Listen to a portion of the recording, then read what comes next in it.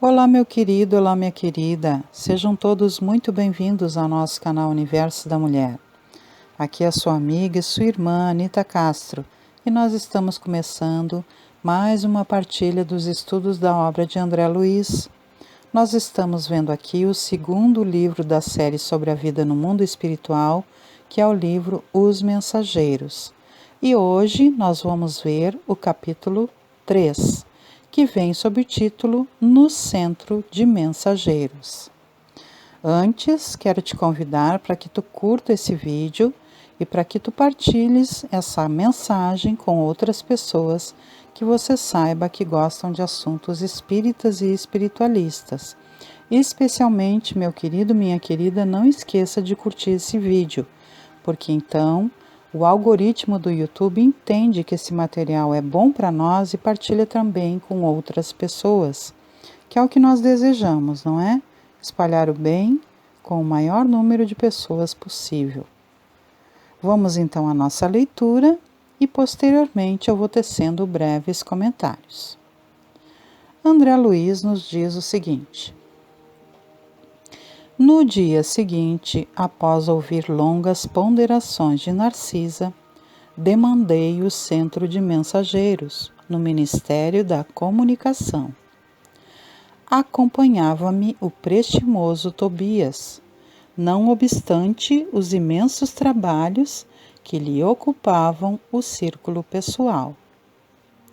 Deslumbrado, atingi a série de majestosos edifícios de que se compõe a sede da instituição. Julguei encontrar algumas universidades reunidas, tal a enorme extensão deles. Pátios amplos, povoados de arvoredo e jardins, convidavam a sublimes meditações. Tobias arrancou-me do encantamento, exclamando: o centro é muito vasto.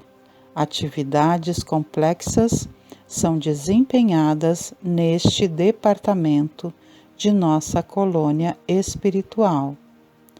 Não creia esteja resumida a instituição nos edifícios sob nossos olhos.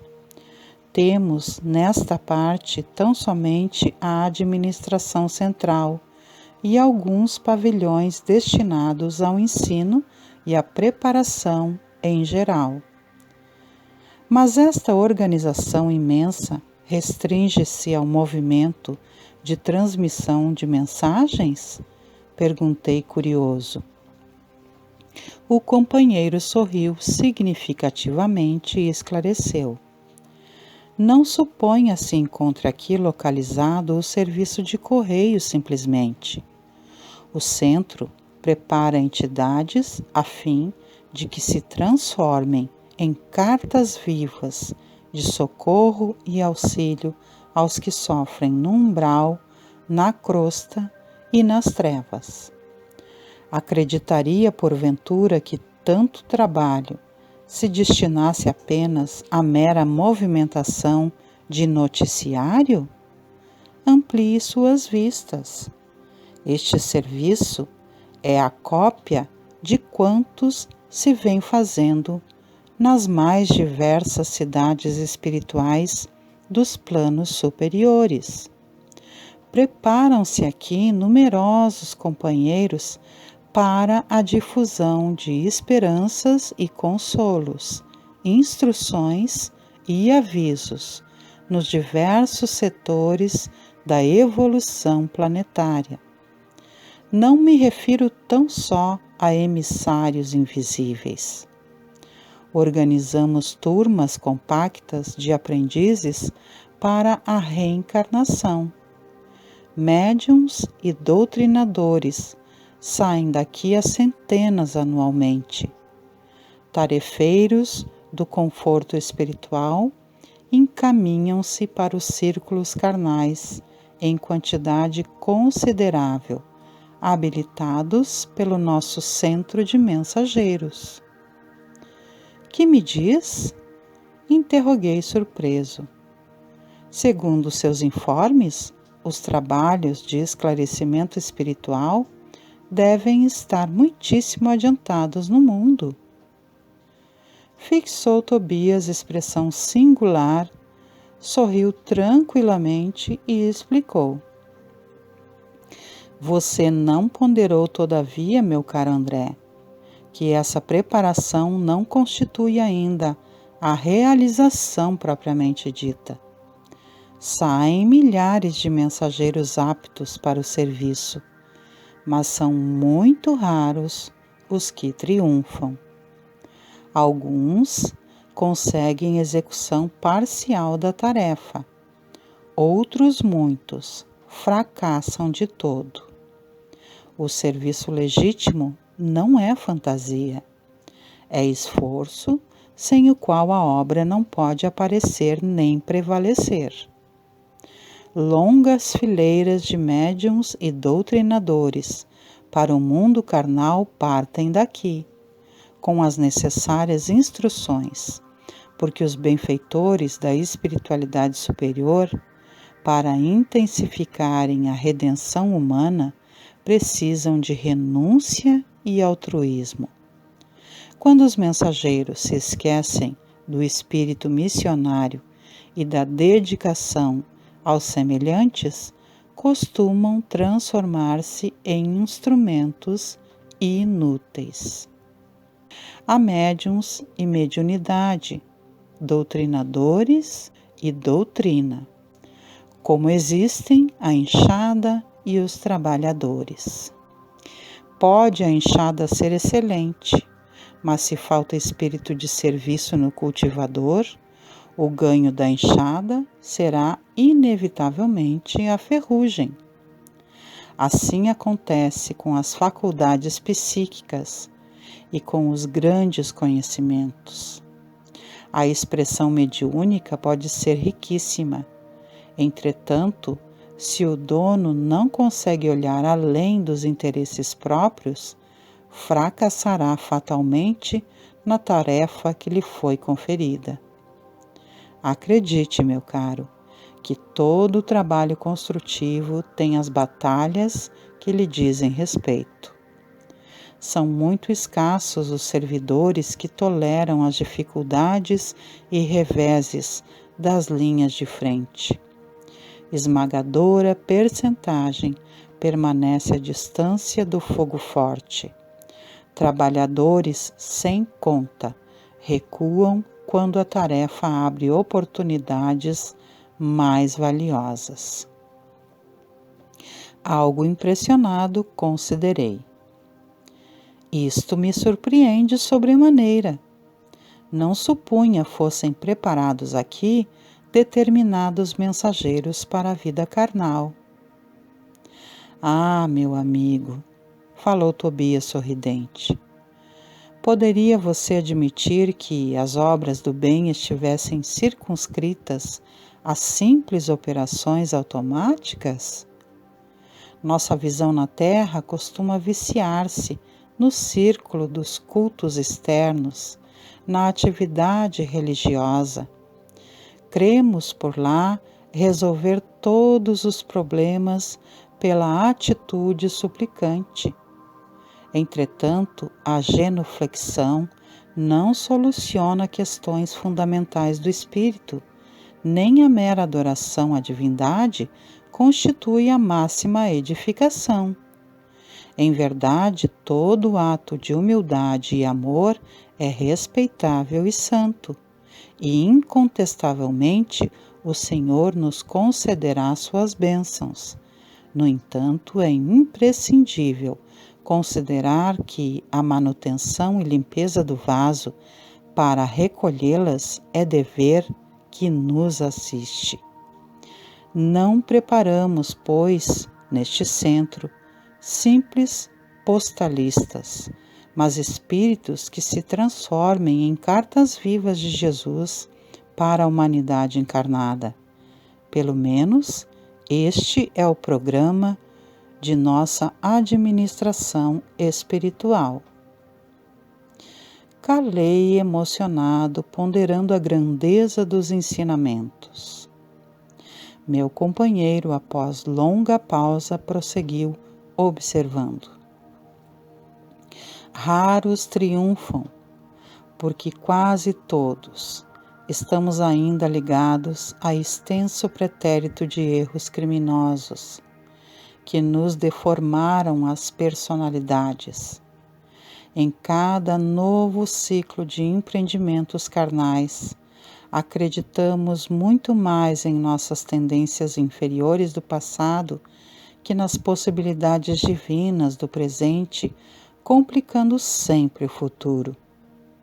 É desse modo que prosseguimos por lá, agarrados ao mal e esquecidos do bem, chegando por vezes ao disparate de interpretar dificuldades como punições, quando todo obstáculo traduz oportunidade verdadeiramente preciosa aos que já tenham olhos de ver. A essa altura, alcançamos enorme recinto. Centenas de entidades penetravam no vasto edifício, cujas escadarias galgamos em animada conversação.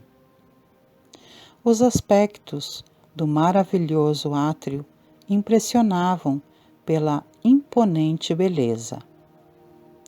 Espécies de flores, até então desconhecidas para mim, adornavam colunatas, espalhando cores vivas e delicioso perfume. Quebrando-me o enlevo, Tobias explicou. As diversas turmas de aprendizes encaminham-se às aulas. Procuremos Aniceto no departamento de instrutores. Atravessamos galerias vastíssimas, sempre defrontados por verdadeiras multidões de entidades que buscavam as aulas em palestras vibrantes. Em pequeno grupo, que parecia manter conversação muito discreta, encontramos o generoso amigo da véspera, que nos abraçou sorridente e calmo. Muito bem, disse alegre e bondoso. Esperava o novo aluno desde a manhãzinha. E, em virtude de Tobias alegar muita pressa, o nobre instrutor explicou. Doravante, André ficará aos meus cuidados. Volte tranquilo. Despedi-me do companheiro comovidamente. Notando-me o natural acanhamento, Aniceto determinou a um auxiliar de serviço. Chame o Vicente em meu nome. E voltando-se para mim, esclareceu. Até agora, Vicente é o meu único aprendiz médico.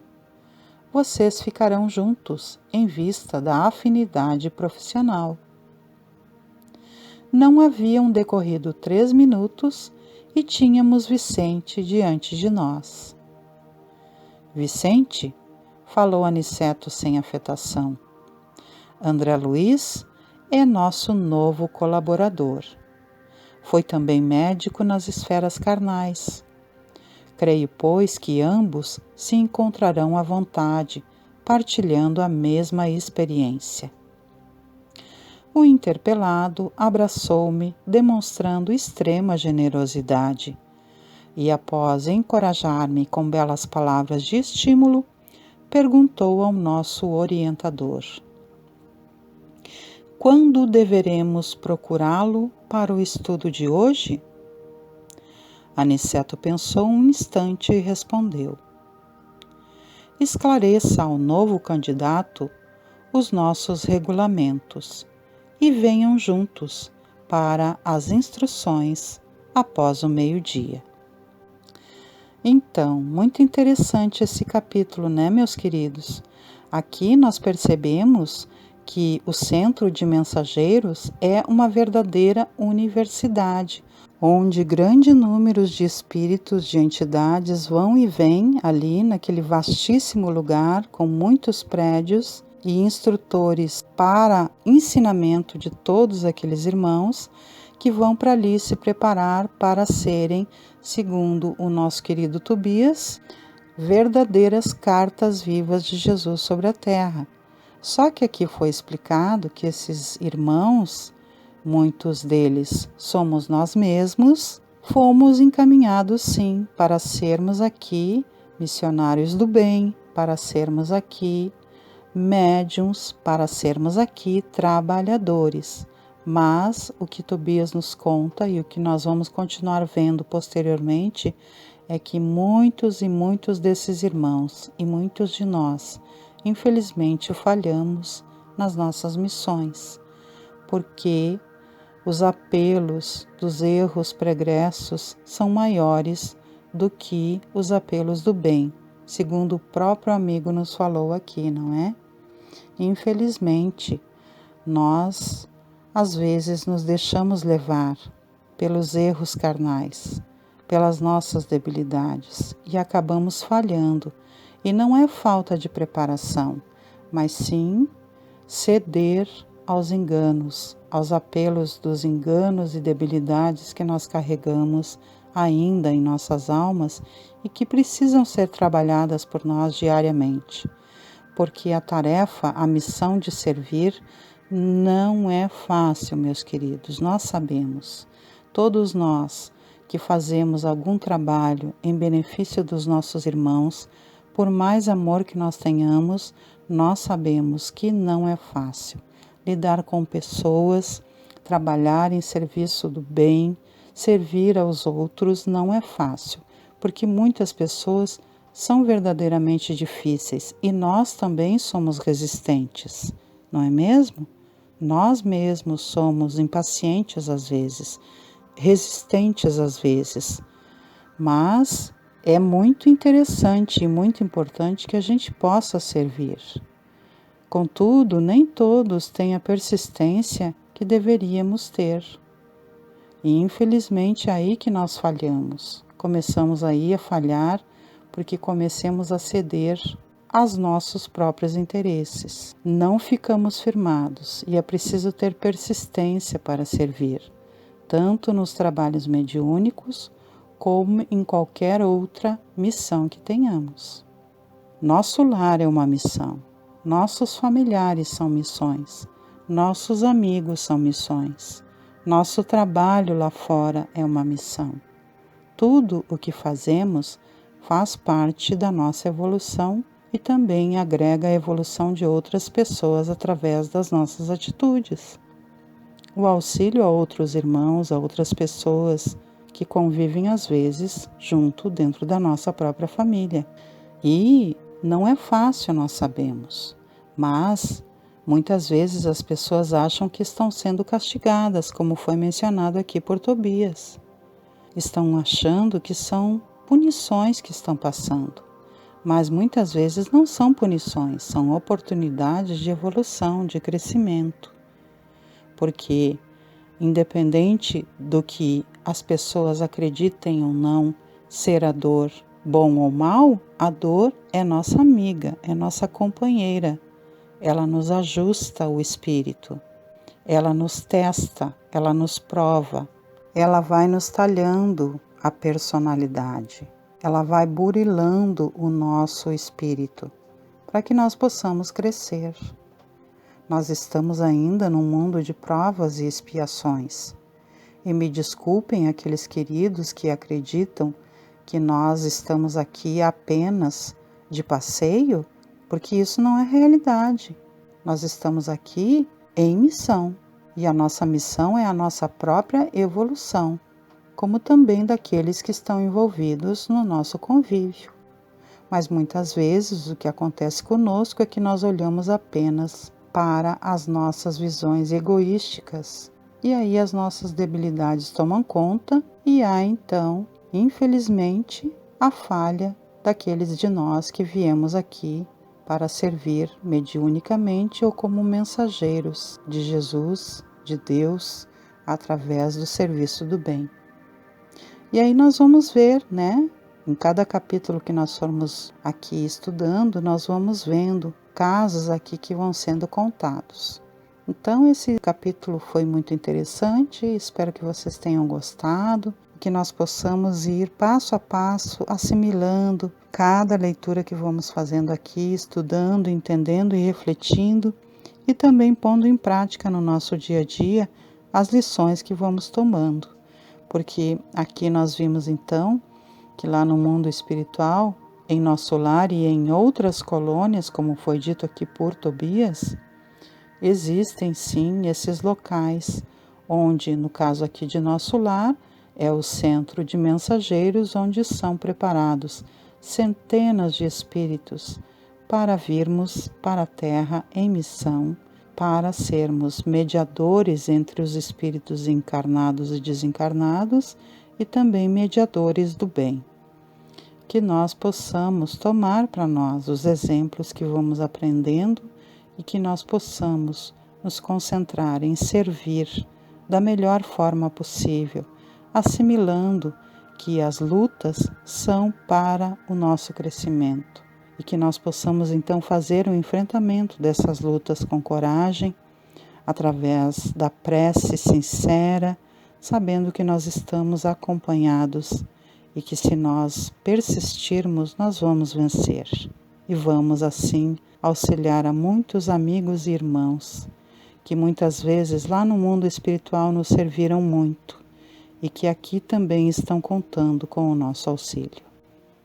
Sendo assim, meus queridos e minhas queridas, vou me despedindo de vocês, lhes convidando ainda para que todas as segundas-feiras, às 19 horas, venham estar comigo aqui no canal Universo da Mulher com Anita Castro, para que juntos possamos partilhar o ESH, estudo sistematizado da doutrina espírita. Todas as terças-feiras, também às 19 horas, nós temos aqui, minhas queridas amigas e irmãs, a série Rebordando Linhas Ancestrais, que é um trabalho terapêutico maravilhoso feito através do bordado. Venha participar, minha querida. Todas as quartas-feiras, às 21 horas, nós temos também o Evangelho no Lar, quando nós nos encontramos com Jesus e sua comitiva espiritual para recebermos as bênçãos em nossos lares, iluminarmos os nossos corações e todos aqueles que amamos. Todas as quintas-feiras, às 18h30, temos então os estudos da obra de André Luiz. E todas as sextas-feiras, às 18 horas, a partir do momento do passe, nós temos aqui a recepção do passe e dos eflúvios benditos vindos da espiritualidade superior. Desejo então que Deus Pai Todo-Poderoso, Jesus Cristo, nosso amigo e nosso mestre, Maria Santíssima, nossa mãezinha muito amada, e os nossos benfeitores espirituais continuem nos estimulando ao bem, à paz e à nossa evolução, e que nós sejamos solícitos, que não resistamos ao chamado do bem, que procuremos nos entregar a esse amor tão infinito que nunca nos deixa sós, fazendo com dedicação, estudo e boa vontade a nossa parte, praticando no dia a dia aquilo que temos aprendido da espiritualidade superior. Sendo assim, deixo um grande beijo no coração de todos e me despeço, desejando muita paz e harmonia em nossos caminhos. Tchau, tchau, meus queridos e minhas queridas. Até o nosso próximo encontro.